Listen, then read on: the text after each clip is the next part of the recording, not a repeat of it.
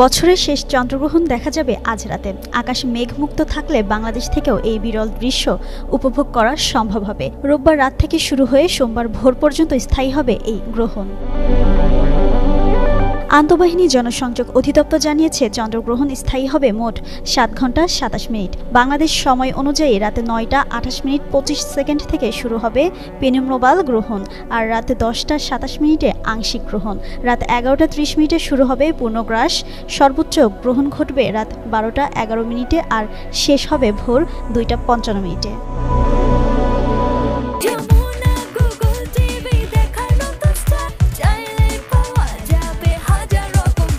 এই পূর্ণগ্রাস চন্দ্রগ্রহণকে বলা হচ্ছে সুপার ব্লাড মুন, কারণ এই সময় চাঁদ সাধারণ সময়ের তুলনায় 7% বড় এবং 15% বেশি উজ্জ্বল দেখাবে। সম্পূর্ণ গ্রহণ দেখা যাবে পূর্বে ইন্দোনেশিয়ার হিলা দ্বীপ থেকে পশ্চিমে কেনিয়ার মোম্বাসা পর্যন্ত। আংশিকভাবে দেখা যাবে এর আশপাশের অঞ্চলগুলোতে, তবে উত্তর আমেরিকা, ক্যারিবীয় এবং দক্ষিণ আমেরিকার বেশিরভাগ অঞ্চল থেকে এই গ্রহণ দেখা যাবে না।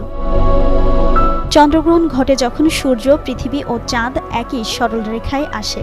পৃথিবীর মাঝখানে সেই সূর্যের আলো আটকে দেয় আর তার ছায়া পড়ে চাঁদের উপর।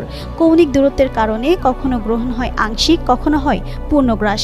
আজ রাতের আকাশ তাই রং বদলানো চাঁদে সাজবে এক অনন্য মহাজাগতিক দৃশ্যে, সুপার ব্লাড মুন। জিনাত আরা ঋতু, যুগান্তর নিউজ।